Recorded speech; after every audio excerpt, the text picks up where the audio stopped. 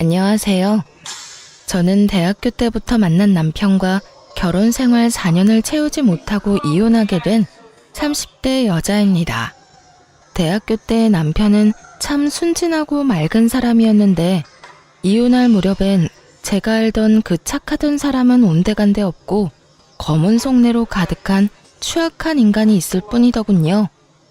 원래부터 그런 사람이었는데 제가 몰랐던 것인지 아니면 살다 보니 세상에 찌들어 변해버린 것인지 알 수는 없지만 그 추악한 면모를 아는 순간 저는 이혼을 결심하게 되었습니다.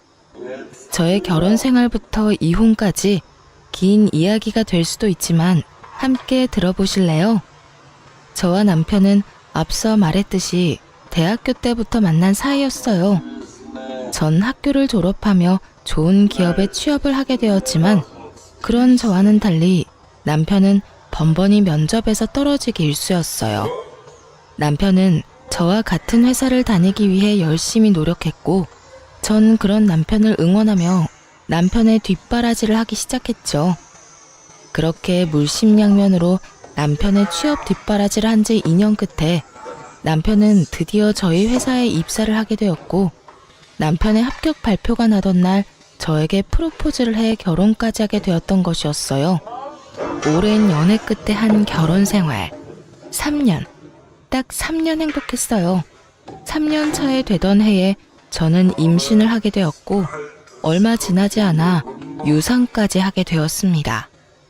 첫 아기를 잃은 슬픔에 저는 몸도 몸이지만 마음마저 많이 망가져만 갔고 잠시 회사를 휴직하고 쉬어가는 시간을 갖게 되었어요. 다른 것도 아닌 유산으로 인해 쉬는 것인데 그걸 가지고 시댁에서 말이 나오기 시작하더군요.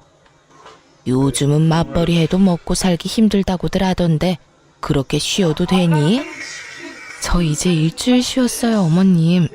그리고 쭉 쉴 거 아니고 어느 정도 회복되면 복직도 할 거고요. 저 하나 쉰다고 저희 집 망하면 그게 더 이상한 거 아닐까요? 그건 그렇다마는 될 수 있으면 빨리 복직해. 우리 아들이 힘들지 않니? 일주일이든 한 달이든 너는 이렇게 쉬면서 우리 아들 돈이나 펑펑 쓸 텐데 우리 아들만 밤낮 없이 고생하면 너무 불공평하지 않니? 원래 저의 도움으로 남편이 좋은 회사에 취업까지 하게 되었다며 저에게 잘 대해주던 시모였는데 제가 잠시 쉬게 되니 남편 돈으로 호의호식한다며 탐탁치 않아 하는 속내를 감추지 않고 표현하더군요. 남편이 취업을 준비하는 그 시간 동안 돈과 시간을 아낌없이 투자했던 저에게 그런 말을 하니 황당하기도 하고 섭섭하기도 했어요. 하지만 그 당시엔 제가 한마디를 하면 10마디, 20마디로 돌아오는 시모의 잔소리에 대꾸할 여력이 없었기에 그냥 대충 상황을 얼버무리며 넘어가곤 했습니다. 그런데 제가 가만히 참아주니 그래도 되는 사람이라고 느꼈는지 점점 말은 독해져만 갔고 결국 유산 이야기까지 입에 올리더라고요. 돈도 못 벌어오면서 유산까지 하고 우리 아들이 아주 상전을 모시고 사는구나. 너 유산 핑계로 내 아들 밥도 안 차려주고 그런 건 아니지? 시모는 넘지 말아야 할 선을 거침없이 넘고 있었고 결국 전 참지 않고 시모의 막말에 맞서기로 했습니다. 어머님, 입은 비뚤어졌어도 말은 똑바로 하셔야죠. 돈을 못 벌어온 것이 먼저가 아니라 유산을 한 게 먼저예요. 그리고 유산한 것도 제가 무슨 큰 잘못을 해서 유산한 게 아니라 어쩌다 보니 불행이 닥친 일이었다고요. 누가 유산한 게 네 잘못이라고 했니? 왜 발끈하고 그러니? 너 그러다가 시어머니랑 맘먹겠다. 어머님이 말만 안 했다 뿐이지 모든 게 다 제 잘못인 양 말했잖아요. 그리고 어머님, 제가 이런 말까지 안 하려고 했는데 제가 지금 놀면서 쓰는 돈 다 합쳐도 아범 취업 준비하던 기간에 저한테 준 돈 절반도 안 돼요. 절반이 뭔가요? 그 절반도 아마 안 될 거예요. 그런 제가 지금 다른 것도 아니라 유산 때문에 몸도 마음도 힘들어서 집에서 좀 쉬는데 그게 그렇게 탐탁치 않으세요? 탐탁지 않기는 난 그저 너희가 걱정되어서 그랬지. 너도 참 너다. 아직까지 네가 내 아들한테 해준 돈 계산이나 하고 있었니? 너 그렇게 안 봤는데 아주 계산적인 애였구나. 제가 계산적인 게 아니라 어머님이 저를 이렇게 만들고 계신 거예요. 그러니까 더 나쁜 꼴 보기 싫으시면 이런 상처되는 말은 하지 마세요. 아니, 이런 말로 저한테 상처 주실 거면 앞으로 연락 자체를 하지 말아주세요. 제가 하루라도 빨리 몸도 마음도 건강해져야 돈 벌러 회사에 나가지 않겠어요? 그러면 저는 할 말 다 했으니 이만 끊을게요. 시모의 노발대발하는 소리가 수화기 너머로 들려왔지만 저는 그냥 전화를 끊어버렸어요. 더는 그 말도 안 되는 독설을 들을 필요도 듣고 싶지도 않았기 때문이었죠. 그날 저녁 퇴근 후 돌아온 남편에게 저는 그간 쌓였던 울분을 토해내게 되었어요. 여보, 정말 어머님 너무한 거 아니야? 나한테 돈도 못 벌어오는 게 유산까지 했다고 구박하시더라. 그것뿐인 줄 알아?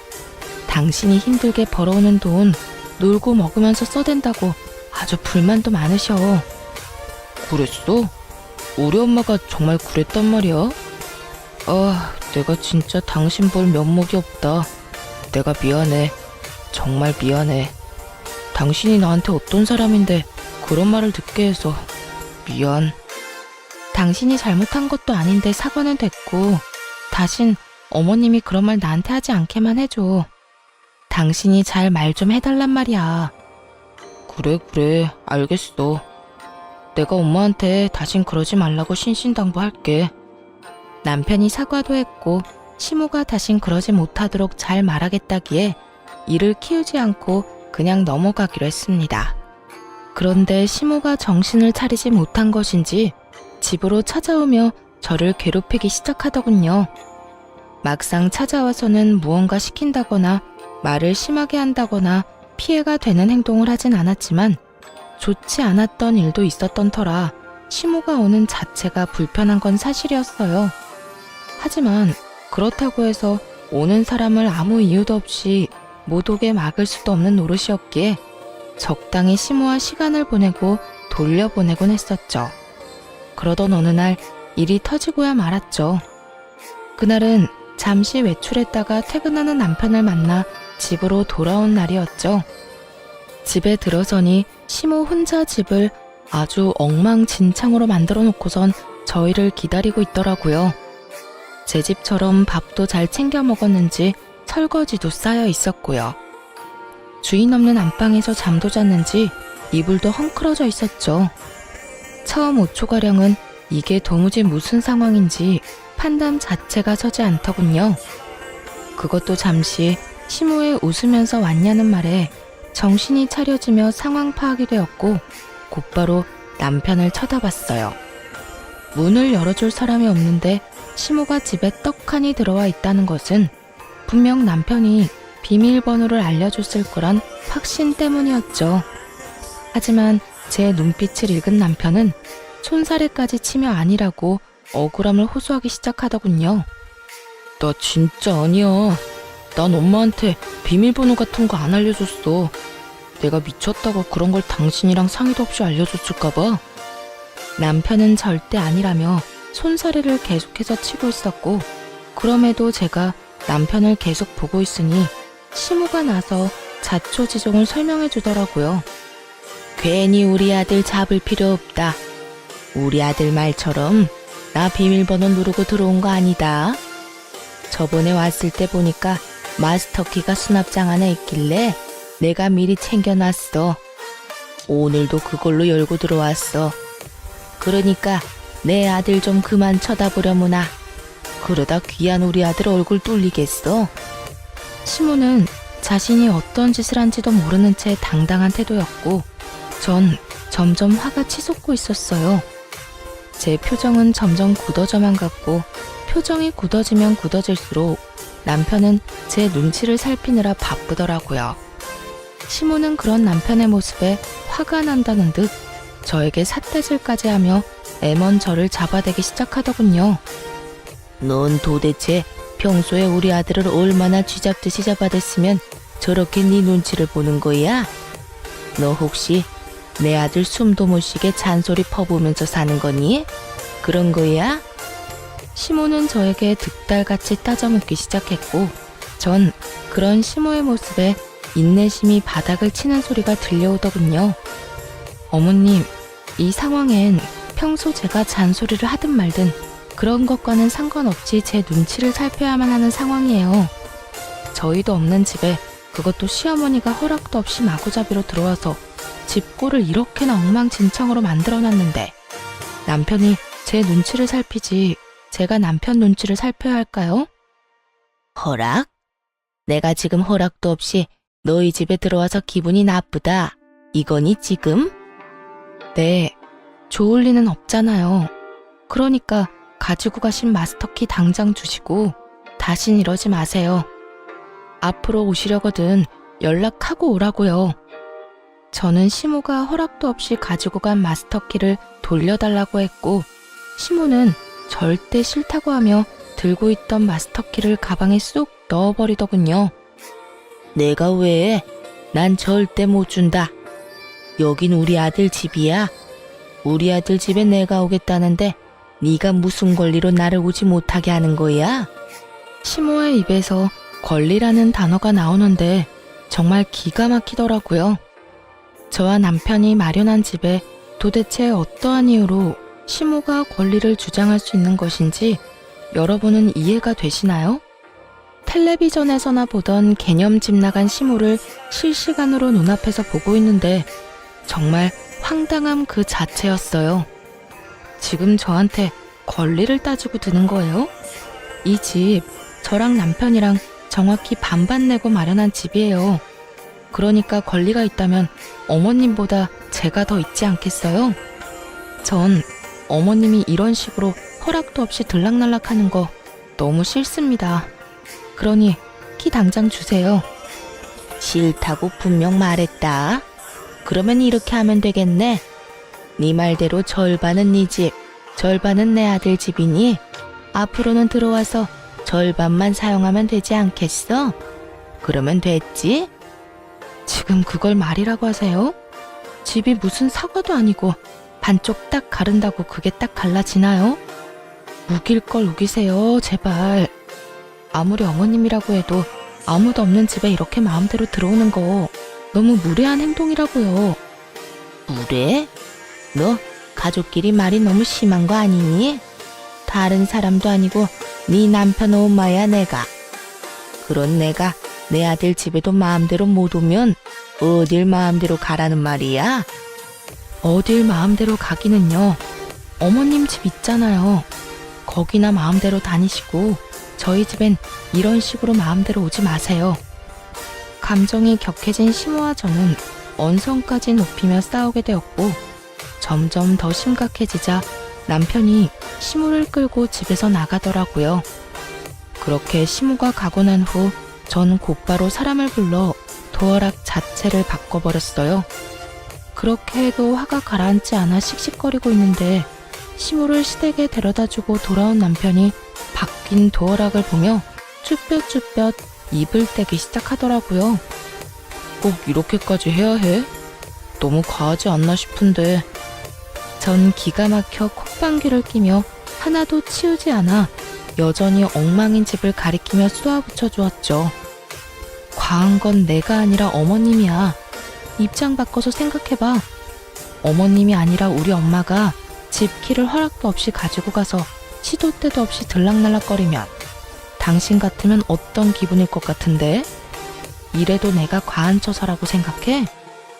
남편은 깊이 생각해 볼 것도 없이 그건 싫었는지 미간을 찌푸리며 아무런 말도 하지 않고 있었고 전 그런 남편에게 더 단호하게 한마디 해주었어요. 어머님 말리지 못할 것 같으면 아무런 말도 하지 마.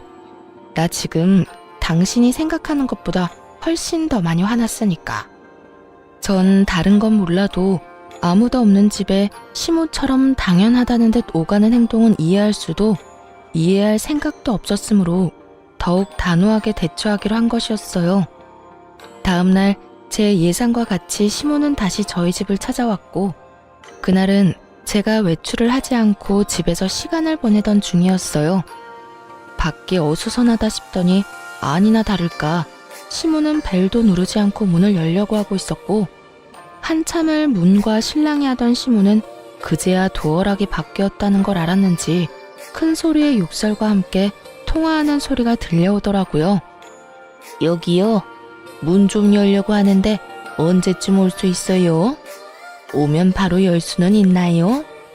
문을 뜯어내든 부수든 아무런 상관없으니까 빨리 와서 이 문 좀 열어주세요.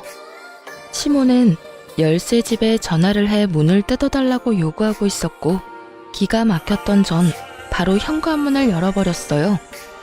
저와 시모는 눈이 마주쳤고, 시모는 전화를 그냥 끊더니 태연하게 이렇게 말하더라고요. 아무래도 네가 안 열어줄 것 같아서 아예 문을 뜯어내고 들어가려고 했더니 왜 열었니? 문 뜯길 때까지 기다리지. 하여튼 요즘 것들 버릇없다고 하더니 시험이 못 오게 도어락을 바꿔? 어디서 배운 건방진 짓거리야?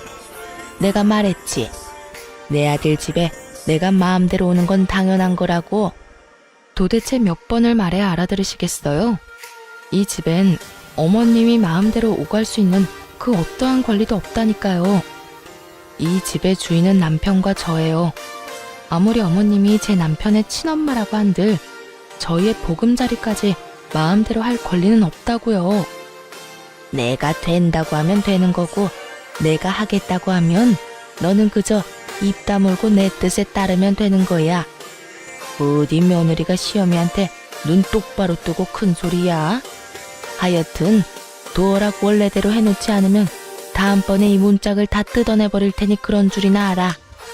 시모는 적반하장으로 저에게 화를 내고 있었고, 전 그런 시모를 인간적으로 대해주면 안 되겠다는 생각이 들었어요. 그랬어요? 그러면 문 닫고 들어갈 테니 어디 뜯으려면 뜯어보세요. 단 우리 집 문에 손이라도 대는 소리가 들렸다간 당장 경찰서에 신고할 겁니다. 보이시죠? 저 농담 아니에요. 저는 이렇게 말하며 휴대전화에 눌린 112 화면을 보여주었고, 시모는 씩씩거리며 온갖 욕을 하기 시작했어요. 너 진짜 이런 식으로 나올 거야? 후회 안 할 자신 있니? 제가 후회를 왜 해요? 이때껏 어머님이 하는 대로 그냥 두고 본 게 후회가 된다면 될지언정 오늘 이런 행동에 대한 후회는 전혀 없는걸요? 그래? 그래, 어디 두고 보자. 내가 내 아들한테 다 말해버릴 거야. 그때 가서도 네가 이렇게 당당한지 두고 보자고. 시모는 끝까지 무섭지도 않은 으름장을 놓으며 집으로 돌아가더군요. 그날 저녁 퇴근을 한 남편에게 하소연을 하게 되었고, 남편의 반응이 제 생각과는 달라도 너무 달라졌더라고요. 여보, 오늘 어머님 또 오셨었는데 어떻게 하신 줄 알아? 글쎄 열쇠집에 전화해서 문을 뜯어달라고 하시더라니까. 이러다 진짜 문 뜯고 들어오실 기세야. 그러게 내가 도어락까지 바꾸는 건 너무 과하다고 했잖아. 엄마도 잘한 거 없지만 당신도 마찬가지야. 그래도 우리 엄마인데 경찰까지 들먹이면서 쫓아냈어야 했어. 내가 오죽했으면 그렇게까지 했겠어? 어머님은 가만히 있는데 내가 그렇게까지 했겠냐고. 문을 뜯으려고 했다니까. 우리 엄마도 많이 섭섭했나 보지. 그 순간에 화가 나기도 했을 테고. 이번엔 당신이 잘못했어. 화 좀 가라앉고 나면 엄마한테 사과해. 평소에 남편이었다면 이런 상황에서 시모에게 모질게 한 섭섭함 내비치긴 했을 거예요. 조금이라도 제 편을 들어주었을 텐데 이날은 오로지 시모의 편을 들며 오히려 저를 나무라기 시작하더라고요.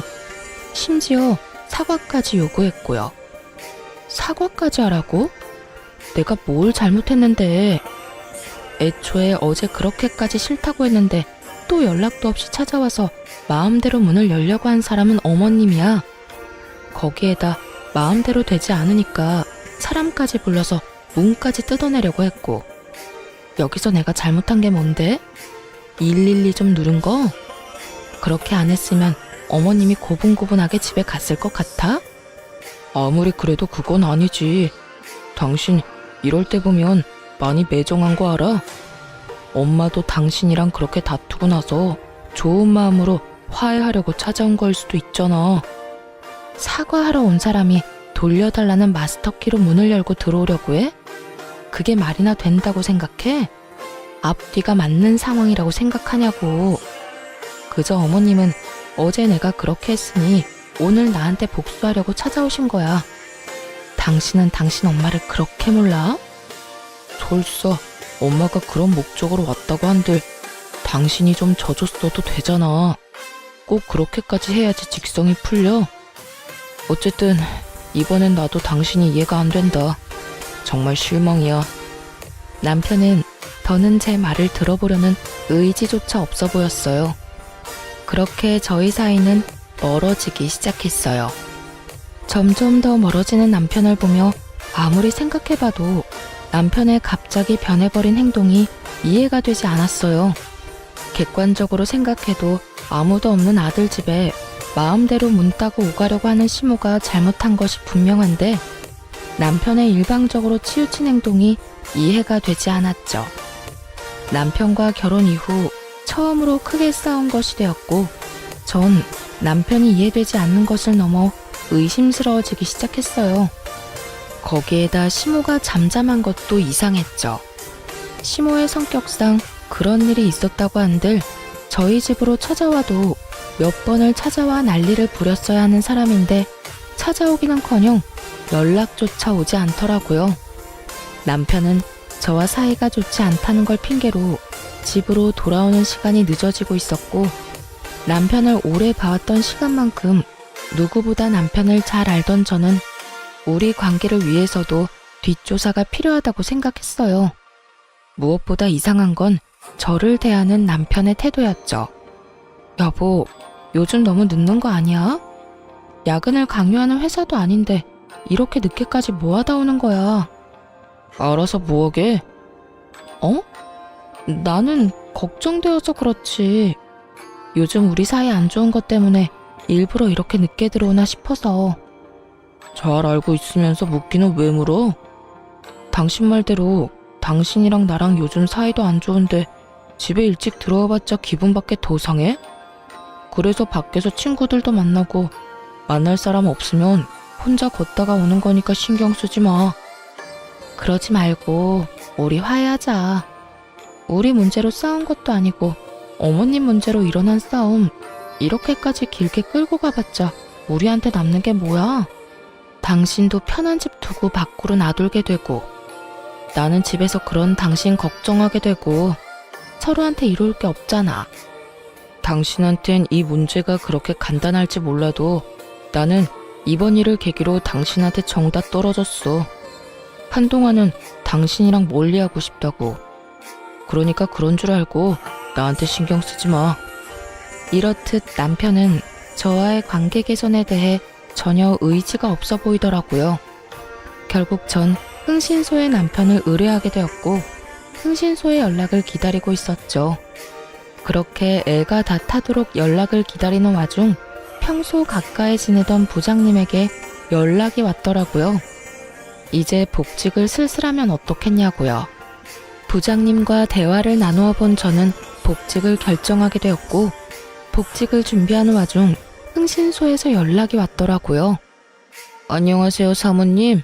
이게 바깥분께서 외도를 저지르고 있던 게 맞더라고요.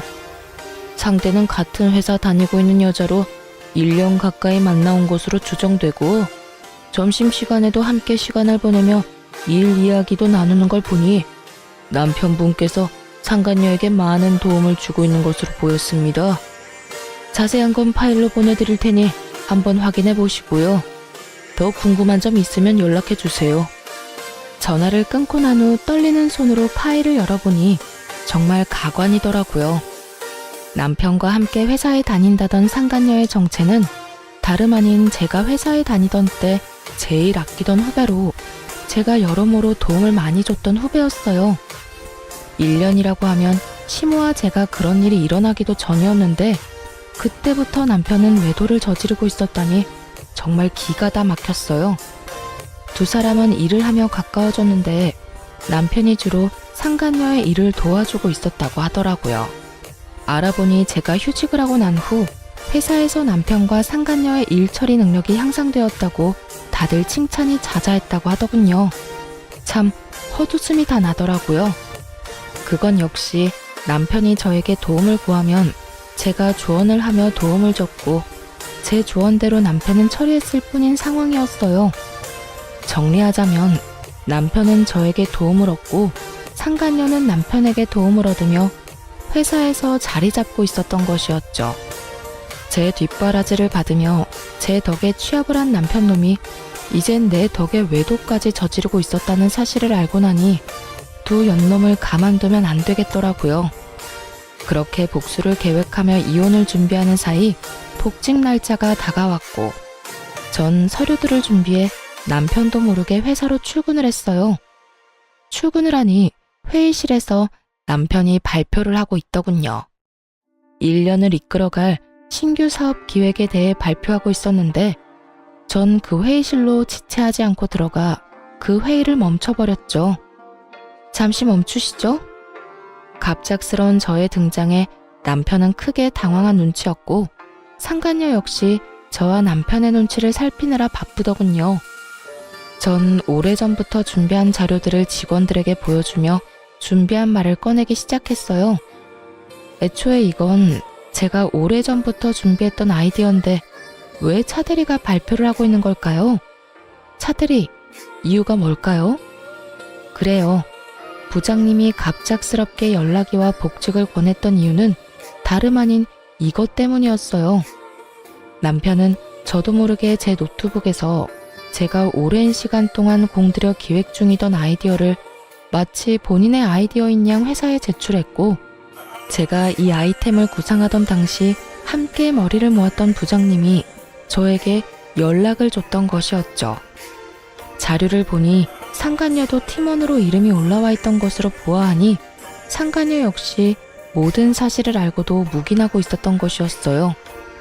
저는 모든 사실을 알리며 남편에게 어떻게 된 일인지 물었고 당황한 남편은 그게 무슨 소리냐며 자신의 아이디어라고 딱 잡아떼기 시작하더군요.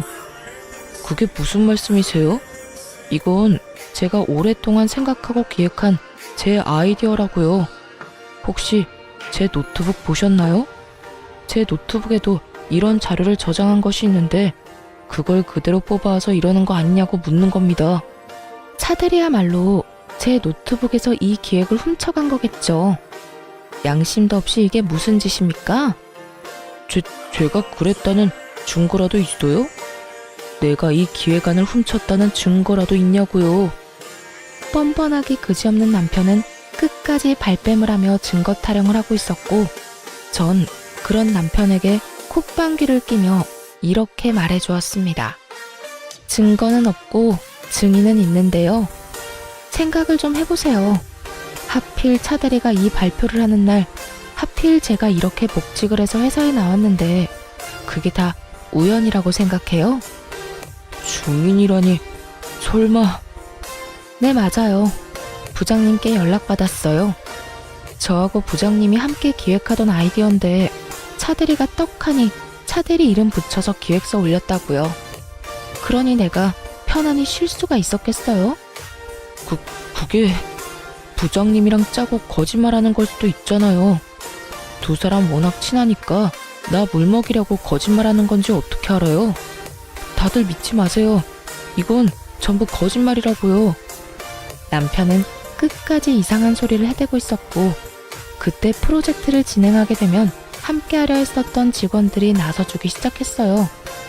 저도 증인이에요. 저도 그 프로젝트 시작하게 되면 참여할 수도 있다고 기획안이랑 다 살펴본 적 있거든요. 그래서 차 대리님이 이 계획서로 발표하실 때 이상하다 하긴 했어요. 저도요. 저 역시 기획안 본 적 있어요. 여러 사람이 제 말에 힘을 실어주고 있었고 남편은 더는 우길 수가 없다 싶었는지 붉어진 얼굴을 하고선 저를 회의실 밖으로 끌고 나와버리더군요. 당신, 내가 잘 되는 게 그렇게나 꼴보기 싫었어? 아무리 그래도 그렇지 이건 너무하잖아. 당신이 이딴 식으로 나오면 내가 앞으로 회사 생활을 어떻게 해? 좋은 게 좋은 거라고. 당신 노트북에서 묵혀 없어질 바엔 나라도 이렇게 꺼내주면 오히려 고마워해야 하는 거 아니냐고. 남편은 말도 안 되는 개소리를 참 뻔뻔하게도 내뱉더군요. 그리고 이 일이 잘 됐으면 내 진급은 따놓은 당상일 텐데 그렇게 됐으면 나만 좋아? 당신도 좋았을 거 아니야. 부부는 일심동체라고. 내가 좋아지면 당신도 당연히 좋아질 텐데 당신 때문에 다 망쳤잖아. 그나마 남아있던 미운 정마저 다 떨어져 나가는 느낌이 다 들더라고요. 야, 너 지금 이상한 생각을 하고 있는가 본데 그게 네 머리에서 나온 거 아니고 내가 몇 달을 고심해서 구상해낸 내 아이디어야. 그런 걸 훔쳐가서 네 거인 거 마냥 발표까지 하다 들킨 주제 뭐? 나 때문에 다 망쳐? 정신 좀 차려. 아무리 부부 사이더라도 남의 아이디어 훔쳐가는 건 하면 안 되는 행동이야. 넌 초등학교 졸업도 못했니? 이런 건 초등학생 때 다 배우지 않아? 뭐야? 너 말 다 했어? 넌 그게 남편한테 할 말이야? 남편은 개뿔. 잘 들어. 내가 100번 1000번 양보해서 이해한다고 한들 그건 네 말처럼 네가 내 남편이고 우리가 부부 사이일 때나 이해 가능한 거야. 우리는 앞으로 부부 사이가 아닐 테니까 난 절대 이 일 그냥 넘기지 않을 테고 말이야. 뭐? 지금 나랑 이런 일로 이혼이라도 하겠다는 거야? 이혼이 그렇게 마음처럼 쉬운 줄 알아? 그리고 나야 남자니까 이혼해도 상관없다고 쳐도 당신이 이혼녀 딱지 괜찮겠어? 앞으로 잘 살아나갈 자신 있냐고. 남편은 주제에 저를 깔보며 이깟일로 무슨 이혼까지 하냐며 콧방귀를 끼고 있었고 전 그런 남편을 향해 가방 속에 넣어뒀던 외도 증거들을 뿌려주었어요.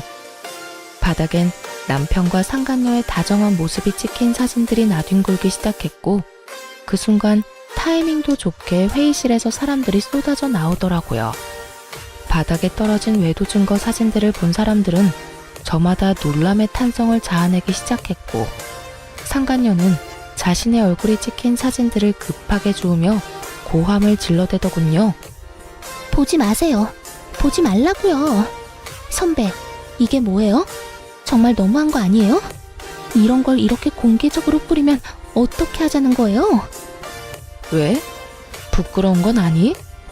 불륜이나 저지른 주제에 부끄러운 건 아냐고. 저 역시 상간녀를 향해 고함을 질러버렸고 상간녀는 사진을 줍다 말고 자리에 주저앉아 더 큰 소리로 고함을 고래고래 질러대더라고요. 우리 사이에 꼭 이렇게까지 해야 했어요? 꼭 이렇게까지 끝장을 봐야 했냐고요. 굳이 이렇게 하지 않아도 되는 일이잖아요. 우리 사이? 그래, 우리 사이 좋았지. 나도 널 아꼈고 너도 날 잘 따랐고. 그런데 그런 우리 사이를 끝장낸 건 내가 아니라 너랑 내 남편이지 않니? 우리가 부부 사이라는 걸 회사 내에 모르는 사람이 없는데 네가 몰랐을 리도 없을 거고 몰랐다고 한들 유부남이랑 놀아난 주제에 무슨 낯짝으로 큰 소리야? 양심이 없는 거야? 아니면 그 얼굴 철판이 두꺼운 거야? 아무리 내가 잘못했다고 해도 일은 할 수 있게 해줘야죠. 회사에서 이런 식으로 다 밝혀버리면 앞으로 회사 생활은 어떻게 하라고요? 아직도 정신 못 차리고 그딴 소리나 하는 거 보니 양심도 없고 얼굴도 두꺼운데 멍청하기까지 한가 보네. 딱 보면 모르겠어. 난 죽었으면 죽었지. 너 같은 인간 말종이랑 한 회사에 다닐 생각 없어서 이렇게까지 하는 거야.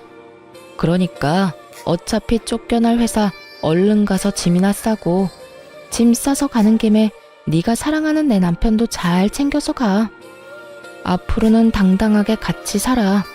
내가 당장 이혼해 줄 테니 더럽게 뒤로 그딴 짓이나 하지 말고 당당하게 이 머저리 같은 남자 잘 데리고 살아보라고.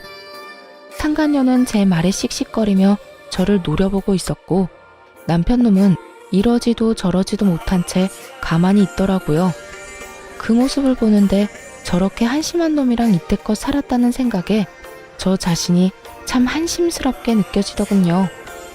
한참을 눈치를 살피던 남편은 저에게 무슨 할 말이라도 있는 것인지 제 손을 잡으려고 했고 전 그런 남편의 손을 뿌리쳤어요. 어딜 잡으려고 그래? 네 짐도 다 싸서 네가 사랑하는 저 여자 집으로 보냈고 비밀번호도 바꿔버렸으니까 오늘부터 집에 오지 마. 소장 보낼 테니 법원이나 시간 맞춰 잘 나오고.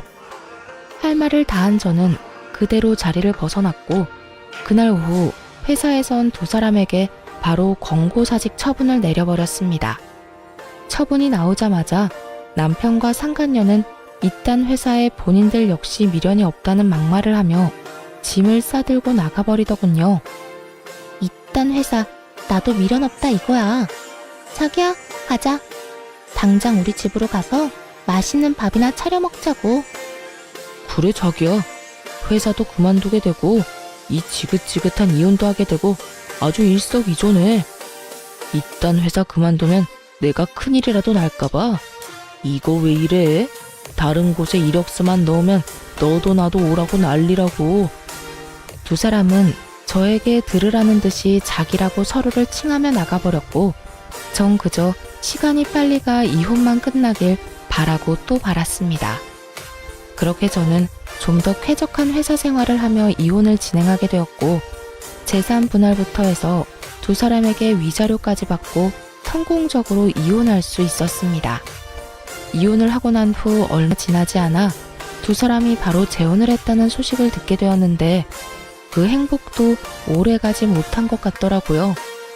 재혼 소식을 들은 지 3개월도 채 되지 않아 뻔뻔하게 상간녀에게 연락이 왔으니까요. 무슨 일이야? 나한테 더 남은 할 말이 없는 걸로 아는데. 선배, 나 미칠 것 같아요. 선배 때도 그랬어요? 글쎄 어머님이 계속 우리 집에 연락도 없이 찾아온다고요. 비밀번호 알려달라고 하는 거 안 알려줬더니 마스터키를 찾아내서 문을 막 열고 들어오는데 미칠 것 같다고요. 전 시모의 한결같은 그 개념 없는 행동이 그 순간엔 고맙기까지 하더군요. 상간녀의 말을 들어보니 전 시모는 여전히 아들 집을 제 집처럼 생각하고 있었고 이번엔 먼저 비밀번호를 알려달라는 요구를 했다고 하더군요. 하지만 그것이 거부당하자 저에게 했듯이 마스터키를 찾아내서 아들 집을 제 집처럼 오가고 있었던 것이었어요. 하지만 상간녀 역시 이런 일을 당하고 있을 사람은 아니었어요. 그래서 그 말 하려고 나한테 전화한 거야? 아니요. 선배 때는 어땠나 해서요. 어찌되었든 전 당장 어머님이랑 인연 끊고 살자고 했어요. 아니, 어떻게 그런 어머님이랑 왕래하면서 살겠어요? 내 아들 집이니 내 마음대로 오가겠다는 말이 요즘 세상에 가당키나 한 말이냐고요. 제가 당장 영 끊지 않으면 이혼이라고 하니까 2번 이혼은 싫은지 인연 끊겠다고 하더라고요.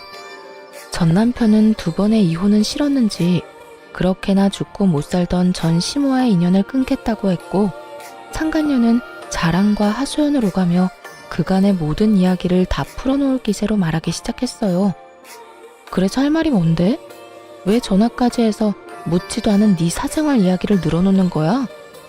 그게 막상 이렇게 되고 나니까 하소연할 데가 없더라고요. 생각나는 사람은 선배밖에 없고 회사에서도 선배였지만 이 집안 생활에서도 선배잖아요. 그래서 이것저것 궁금한 게 많더라고요. 말이 나왔으니까 물어보는 건데 저 인간 저희 다니던 회사의 취업은 어떻게 한 거예요? 아직까지 취업도 못하고 집구석에서 놀고 있어요. 저는 임신까지 덜컥 해버려서 취업도 안 되고요. 정말 이러다가 미쳐버릴 것 같아요. 무슨 남자가 능력이 없어도 저렇게까지 없을 수가 있는지. 요즘 새삼 저딴 놈 데리고 산 선배가 대단하다는 생각이 다 든다니까요. 상간녀는 여전히 제가 본인을 아끼는 선배라 생각하고 있는 것인지 할 말 못할 말 구별도 하지 못하고 그저 입에서 나오는 대로 하소연을 하고 있더군요.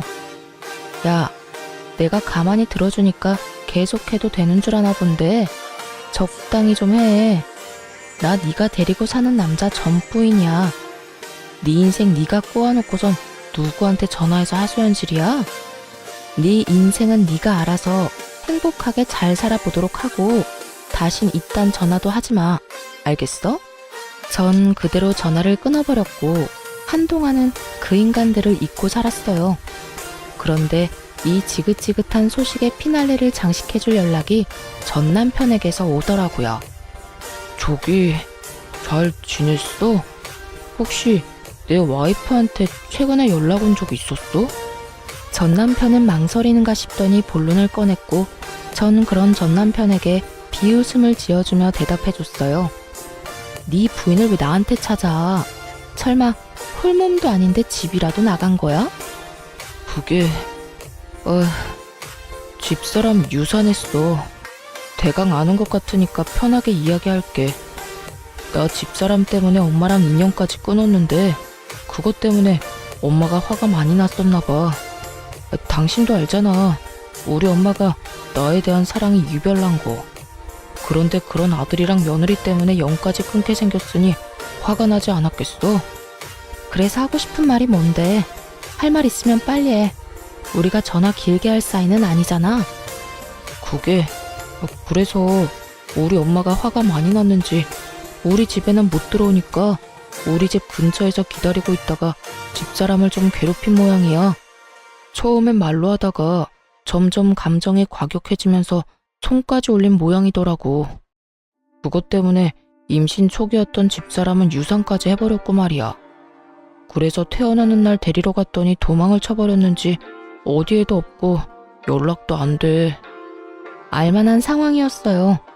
전 시모의 성격에 연을 끊게 만든 상간녀를 가만둘 리 없었고 그렇지 않아도 아끼고 아끼던 아들이 재혼남이 된 것도 모자라 백수까지 되어서 그렇지 않아도 기회를 엿보고 있었던 터겠죠. 이런저런 감정이 다 섞인 전 시모는 상간녀를 호되게 몰아붙였고 그렇게 유산까지 하게 된 상간녀는 그대로 살고자 도망을 쳐버린 것이었어요. 그래서 나한테 연락을 한 거야? 혹시나 네 부인이 나한테 찾아라도 왔을까봐? 다 연락해봤는데 다들 모른다고 하길래. 달린 머리로 생각이란 걸 좀 해. 장식용으로 그저 달고만 다니기엔 너무 무겁지 않아?